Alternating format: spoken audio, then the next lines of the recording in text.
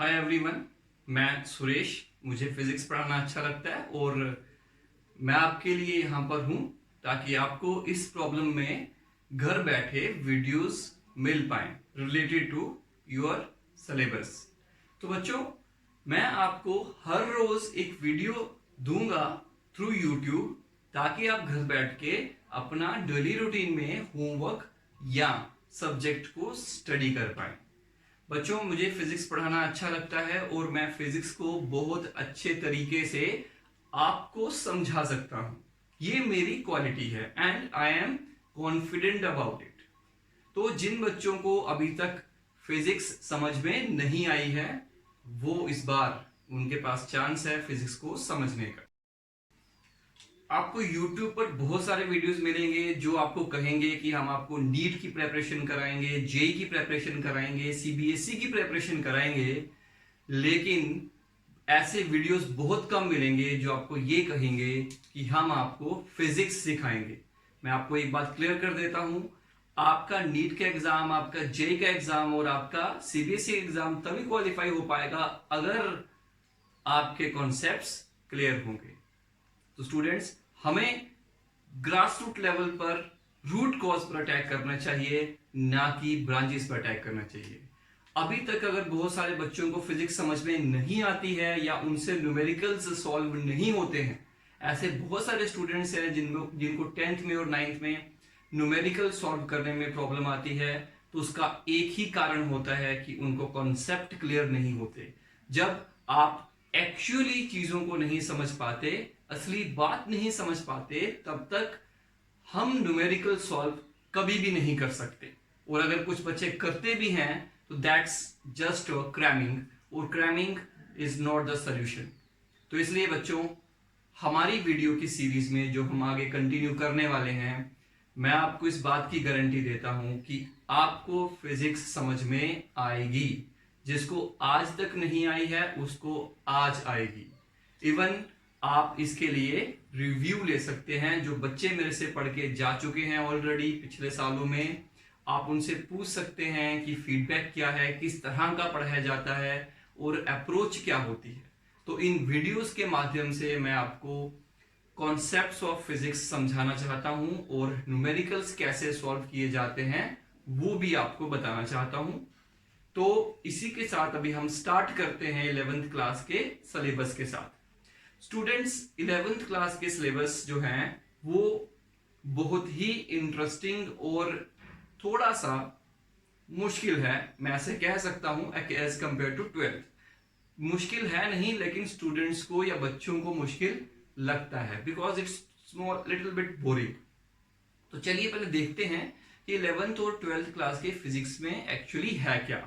तो बच्चों, 16 से लेकर 18 साल के जितने भी लोग हैं वो सभी यही फिजिक्स पढ़ते हैं जो आप लोग पढ़ने वाले हैं। तो all over the world syllabus is same, basic concept ही समझाए जाते हैं ताकि आपको तैयार किया जाए ग्रेजुएशन लेवल के लिए, इंजीनियरिंग के लिए, मेडिकल के लिए। तो उसी तरह का सिलेबस सीबीएसई डिजाइन करती है।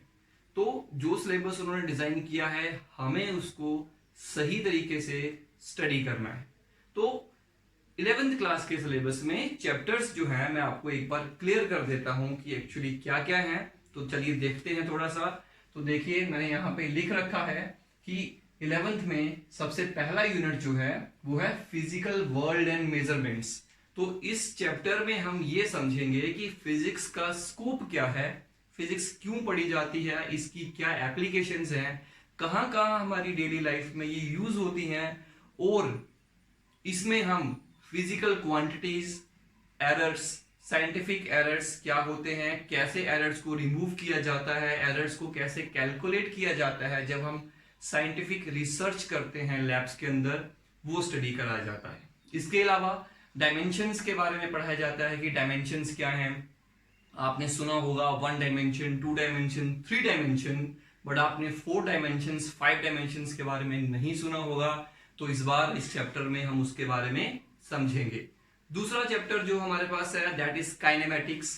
काइनेमेटिक्स के 3 हिस्से हैं। देखिए, मोशन इन 1 डायमेंशन, हम मोशन के बारे में स्टडी करने वाले हैं काइनेमेटिक्स में। इसका मतलब ही यही है, स्टडी ऑफ मोशन।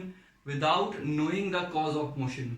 हमें मोशन के कारण को स्टडी नहीं करना है, मोशन को स्टडी करना है इस चैप्टर में। तो मोशन इन 1 डायमेंशन और मोशन इन 2 डायमेंशन पढ़ेंगे, मोशन इन 3 डायमेंशन नहीं पढ़ेंगे 11th क्लास में। इसको पढ़ने के लिए हमें एक और अलजेब्रा चाहिए, that is called vector algebra. तो वेक्टर अलजेब्रा के बारे में हम स्टडी करेंगे। इवन ये चैप्टर आपको मैथमेटिक्स 11th-12th में जरूर मिलेगा। उसके बाद यूनिट नंबर 3 है लॉज ऑफ मोशन। इसके अंदर न्यूटन्स लॉ वगैरह पढ़े जाते हैं और बहुत सारी इंटरेस्टिंग चीजें हैं इसके अंदर। ये सारी मैकेनिक्स है जो मैं आपको दिखा रहा हूं। और ये तीनों चैप्टर जो हैं, ये तीनों यूनिट जो है, मैं अगर सही कहूंगा अकॉर्डिंग टू सिलेबस, तो इसका जो वेटेज है वो 23 मार्क्स का है। सीबीएसई कभी भी चैप्टर वाइज वेटेज नहीं देती है, वो कलेक्टिव चैप्टर्स का वेटेज बताती है। आप देख सकते हैं यहाँ पर कि इन 3 यूनिट्स को मिलाकर वो कहते हैं कि हम इनमें से क्वेश्चंस जो डालेंगे वो 23 मार्क्स के होंगे। अब हमें नहीं पता कि इस चैप्टर में से कितने आएंगे, इस चैप्टर में से कितने नंबर के आएंगे और इस चैप्टर में से कितने नंबर के आएंगे, बट कलेक्टिवली 23 मार्क्स के होंगे। यूनिट नंबर 4 जो है उसमें हम वर्क के बारे में पढ़ने वाले हैं, पावर के बारे में पढ़ने वाले हैं और एनर्जी के बारे में पढ़ने वाले हैं। स्टूडेंट्स, आप लोगों ने 9th क्लास में इन चीजों के बारे में थोड़ा सा पढ़ा हुआ है, अब हम इसको डिटेल में स्टडी करेंगे। यूनिट नंबर 5 जो है उसमें हम रोटेशनल मोशन स्टडी करेंगे, सिस्टम ऑफ पार्टिकल्स पढ़ेंगे। रोटेशन किस तरह की होती है, रोटेशंस में कौन कौन सी टर्म है, टॉर्क क्या होता है। आपने देखा होगा कि अगर आपको एक बड़ा स्क्रू खोलना है तो आपको एक लॉन्ग आर्म वाला रेंच की जरूरत पड़ती है। आप क्यों पड़ती है, लॉन्ग आर्म होने से क्या होता है। दरवाजे के जो हैंडल हैं वो एक किनारे पे क्यों लगाए जाते हैं, बीच में अगर लगाएं तो क्या होगा। ये सब कुछ हम इस चैप्टर में पढ़ने वाले हैं। बहुत इंटरेस्टिंग चीजें हैं स्टूडेंट्स। मैं बता सकता हूं कि अगर मैं आज फिजिक्स पढ़ा रहा हूं तो इसलिए पढ़ा रहा हूं क्योंकि मुझे इसमें इंटरेस्ट है, मुझे इसमें कुछ दिखा है जो हमें बहुत ज्यादा इंटरेस्ट हमारा क्रिएट करवा देता है। तो आप मेरी बात मानिए और किताब लेकर पढ़ना शुरू कर दीजिए। लेकिन हमारा यूनिट नंबर जो 6 है दैट इज ग्रेविटेशन। ग्रेविटेशन के बारे में ऑलरेडी आप पढ़ चुके हैं 9th क्लास में, फिर से हम स्टडी करने वाले हैं इसके बारे में। ग्रेविटेशन में हम लोग gravitational force, escape velocity, black hole का कॉन्सेप्ट क्या है वो हम उसी से समझेंगे।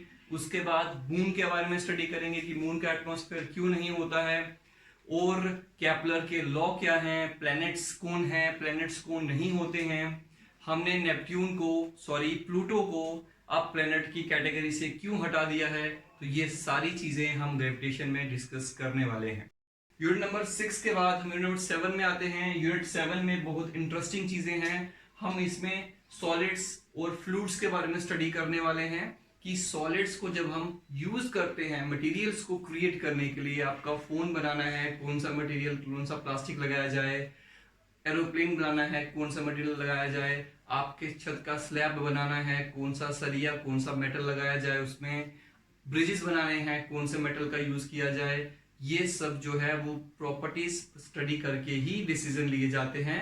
तो वो चीजें हम इसमें पढ़ने वाले हैं। उसके बाद फ्लूइड मैकेनिक्स में हम ये पढ़ेंगे कि फ्लूइड का कॉन्सेप्ट क्या है, फ्लूइड कैसे हम उसको यूज कर सकते हैं। बर्नौली थ्योरम है वो हम स्टडी करने वाले हैं, कंटिन्यूटी इक्वेशंस हैं, बहुत सारी इंटरेस्टिंग चीजें हैं। कैपिलैरिटी का नाम सुना होगा आप लोगों ने कि कैपिलैरिटी क्या होती है, अगर नहीं सुना है तो हम यहाँ पे स्टडी करेंगे। Thermal properties of matter, matter कैसे हीट को कंडक्ट करते हैं वो भी हम स्टडी करने वाले हैं यहाँ पर। यूनिट नंबर 8 में थर्मोडायनेमिक्स है। थर्मोडायनेमिक्स में हम हीट और वर्क के रिलेशन के बारे में स्टडी करते हैं, बहुत इंटरेस्टिंग है। इंजन्स के बारे में पढ़ेंगे कि एक्चुअली इंजन्स किस टाइप के होते हैं, कैसे वो वर्क करते हैं। 2 स्ट्रोक इंजन, 4 स्ट्रोक इंजन है।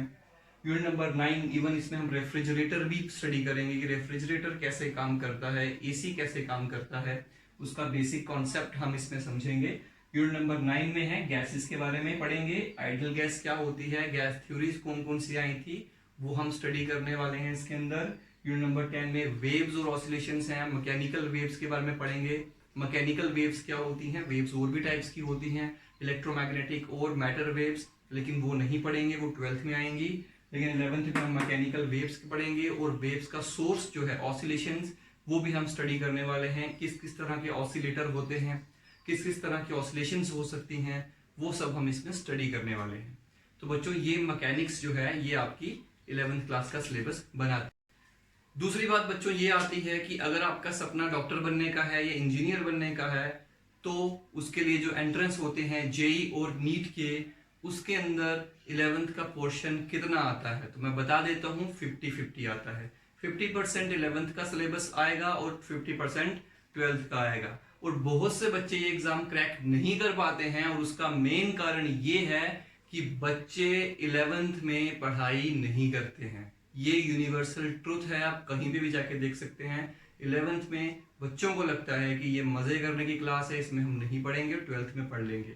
तो बच्चों, जब आप 50% सिलेबस को सही से पढ़ोगे 12th में और 50 को नहीं पढ़ेंगे, तो आपका एग्जाम कैसे क्वालिफाई हो सकता है। और उसके बाद अगर आप कोचिंग लेने भी जाते हैं तो कुछ नहीं हो सकता, जब बेसिक कॉन्सेप्ट ही नहीं है 11th के, तो आपका एंट्रेंस कैसे निकलेगा। चलिए इसके आगे अब हम पेपर पैटर्न के बारे में स्टडी करते हैं कि जब इसका फाइनल एग्जाम 11th में आपने देना है सीबीएसई का, तो उसका पैटर्न किस तरह का है, कितने मार्क्स के क्वेश्चन आते हैं और कितने आते हैं, ये हम स्टडी करते हैं। तो चलिए फिर हम डिस्कस करते हैं पेपर पैटर्न के बारे में। पैटर्न देखते हैं कैसा है। सबसे पहले हम जो हमारा फाइनल पेपर हुआ 11th क्लास में, उसके बारे में डिस्कस कर लेते हैं। तो थ्योरी पेपर जो हमारा होता है वो टोटल 70 मार्क्स का होगा। उसमें 20 नंबर के एमसीक्यू आते हैं, जो कि एक एमसीक्यू 1 नंबर का होगा। तो टोटल 20 एमसीक्यू और कुछ फिल इन द ब्लैंक्स और या 1 वर्ड आंसर्स पूछे जाते हैं इसके अंदर। तो वो 20 मार्क्स के 1 मार्क के क्वेश्चन आएंगे।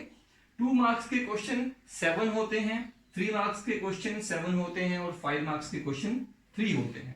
5 मार्क्स में इंटरनल चॉइस रहती है कि आपको 2 क्वेश्चन दिए जाएंगे, दोनों में से 1 करना है। ऐसे आपको टोटल 6 क्वेश्चन मिलेंगे, 6 में से 3 करने होते हैं। इंटरनल चॉइस रहती है, एक्सटर्नल चॉइस नहीं रहती है। तो अब देखिए 20 नंबर, 14 नंबर, 21 नंबर, 15 नंबर मिलाकर टोटल 70 नंबर बने। तो 70 नंबर का एग्जाम आपका फाइनल बनेगा। ये एग्जाम जो है वो सीबीएसई स्कूल्स जो हैं वो खुद कंडक्ट करते हैं और खुद ही पेपर सेट भी करते हैं। तो दूसरा, इसके बाद प्रैक्टिकल्स की बात करते हैं। प्रैक्टिकल्स में यहां पर आपको जो एक्सटर्नल प्रैक्टिकल होगा उसके अंदर आंसर शीट पे ये 3 एक्सपेरिमेंट आपको लिखने होते हैं। पहला एक्सपेरिमेंट है 7 नंबर का, दूसरा एक्सपेरिमेंट है 7 नंबर का, और तीसरी एक एक्टिविटी होती है वो 3 नंबर की होती है। तो एक्टिविटी में रीडिंग्स नहीं कुछ में होती हैं, कुछ में रीडिंग्स नहीं भी होती हैं। एक्सपेरिमेंट नंबर 1 और 2 में ये आपको लिखने हैं और इसमें आपको एक्सपेरिमेंट परफॉर्म करके ऑब्जर्वेशन लेनी है और आपको आंसर शीट पे ये एक्सपेरिमेंट्स लिखने भी हैं। तो इसके 7 नंबर है, दूसरे एक्सपेरिमेंट के भी 7 नंबर है और एक्टिविटी के 3 नंबर है। इसके अलावा जो आप प्रैक्टिकल फाइल रिकॉर्ड मेंटेन करोगे, जो एक्सपेरिमेंट आप पूरा साल लैब में परफॉर्म करोगे, वो फाइल के 5 मार्क्स होते हैं। एक्सटर्नल एग्जामिनेशन में जो आप वाइवा देंगे तो वाइवा के 5 मार्क्स होंगे और प्रोजेक्ट रिपोर्ट जो आप बनाएंगे तो उसके 3 नंबर होंगे। तो टोटल मिलाकर 30 नंबर बन जाते हैं। 30 नंबर यहां से होंगे और 70 नंबर यहां से होंगे, दोनों को मिलाकर 100 नंबर बन जाता है। तो इस तरह से एग्जाम कंडक्ट किए जाते हैं। टोटल 100 नंबर का होगा, 70 नंबर का आपकी थ्योरी रहेगी और 30 नंबर का प्रैक्टिकल रहेगा। तो इस तरह से ये एग्जाम किया जाता है। पूरे साल में आपके स्कूल वाले जो एग्जाम कंडक्ट कराएंगे, जनरली एक यूनिट 1 लेते हैं, उसके बाद हाफ ईयरली लिया जाता है, उसके बाद यूनिट 2 लिया जाता है और फिर कभी कभार एक प्री बोर्ड कंडक्ट किया जाता है जनवरी मंथ में, और फाइनली फरवरी मिड में या एंडिंग में या मार्च स्टार्टिंग में आपके फाइनल एग्जाम कंडक्ट किए जाते हैं। तो बच्चों, ये जो एग्जाम बनाए जाते हैं, चाहे वो 12 सीबीएसई का हो चाहे 11 सीबीएसई का हो, तो याद रखिएगा एग्जाम हमेशा बच्चों को पास करने के लिए बनाया जाता है, ना कि फेल करने के लिए। तो इसलिए एग्जाम का लेवल इतना टफ नहीं होता है, एवरेज एग्जाम होता है। जिस बच्चे ने पूरा साल अच्छे से मेहनत की होगी वो अच्छा परफॉर्म, अच्छे मार्क्स ले सकता है। एक बात और बच्चों, इस कोविड-19 का जो प्रॉब्लम क्रिएट हो रहा है, जो पेंडेमिक चल रहा है, इसके दौरान हम ऐसे ही वीडियो हर रोज अपलोड करते रहेंगे ताकि आप घर बैठे पढ़ाई कर पाएं, अपने घर पे ही एक क्लासरूम क्रिएट कर पाएं। तो इसलिए हम आपको हर तरह से असिस्टेंस देंगे और इसका कोई पेमेंट भी नहीं है। हम आपको फ्री ऑफ कॉस्ट इस समय असिस्टेंस दे रहे हैं। आप हमें कभी भी व्हाट्सएप कर सकते हैं, कॉल कर सकते हैं, ताकि आप अपने डाउट क्लियर कर पाएं। किसी भी वीडियो में अगर आपको कोई बात नहीं समझ में आती है तो आप हमसे पूछ भी सकते हैं। तो हम आपकी हेल्प के लिए हमेशा अवेलेबल रहेंगे।